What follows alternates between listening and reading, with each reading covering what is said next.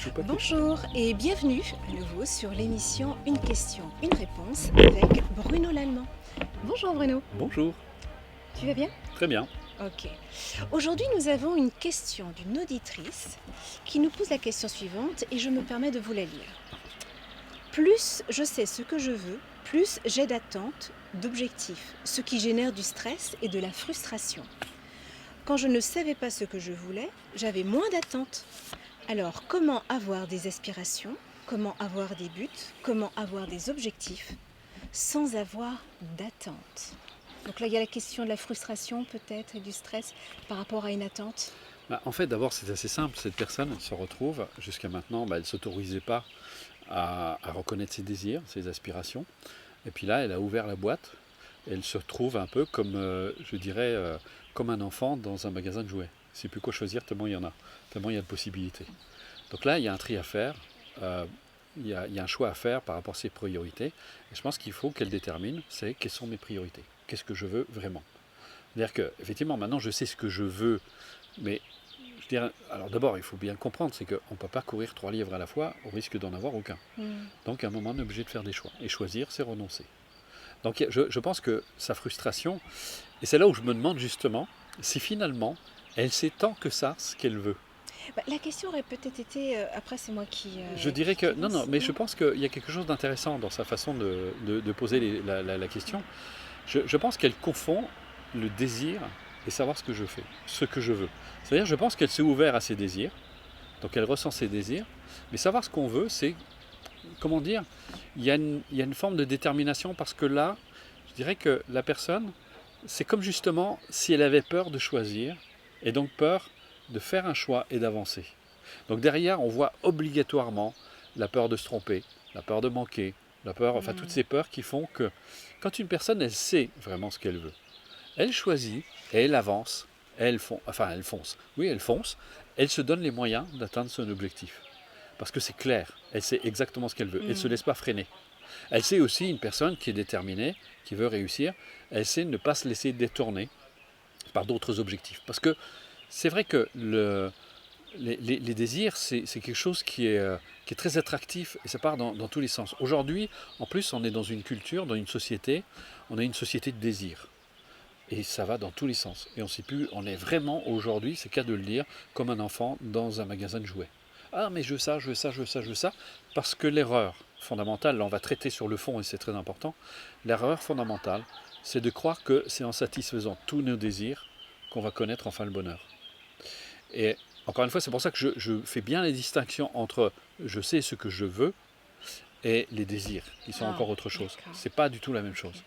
Et il y a d'ailleurs un proverbe tibétain qui dit chercher le bonheur en satisfaisant ses désirs, c'est aussi vain que d'essayer d'étancher sa soif en buvant de l'eau salée. Parce qu'un désir en appelle un autre et on vit avec cette idée qu'on veut toujours avoir, avoir, avoir. Et aujourd'hui d'ailleurs, je trouve, et c'est un peu dommage, c'est que beaucoup de coachs se servent de ça, parce qu'ils disent aux gens, être heureux, c'est réaliser tous ses rêves. Et en fait, il y a un dupe complet. Être heureux, c'est savoir goûter sa vie à chaque instant. Parce que j'ai souvent donné cet exemple. Moi, j'ai fait de l'accompagnement au mourant, et j'ai accompagné un homme d'affaires qui avait voyagé partout dans le monde. Il m'a raconté ses voyages, tout ce qu'il avait fait et tout. Et puis, et je lui ai demandé, mais quel serait votre regret aujourd'hui? Mais en fait, il me disait qu'il avait le sentiment d'être passé à côté de tout. Et je lui ai dit, mais je comprends pas, vous êtes allé partout, vous devriez y avoir. Il me dit, oui, mais j'étais pas là. Chaque fois qu'il était là, il était pris comme une espèce de boulimie d'aller voir plein de choses, de courir Il était partout, là, il était etc. déjà ailleurs. Oui. Et il y a un proverbe, c'est même pas un proverbe, c'est une citation zen qui dit rien n'est là-bas qu'il soit déjà ici.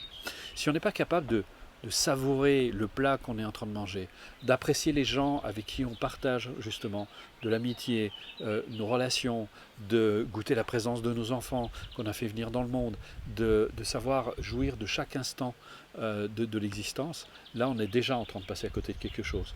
Et c'est pas en courant, je ne pense pas. Alors ça ne nous interdit pas de réaliser des rêves.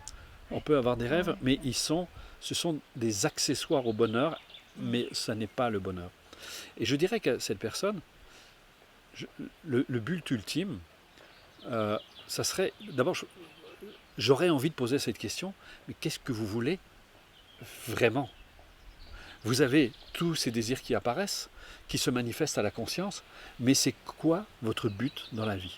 C'est quoi votre but ultime dans la vie? Avoir un but, c'est, encore une fois, c'est différent du désir. Parce que le désir, c'est je veux ça, je veux ça, je veux ça, je veux ça.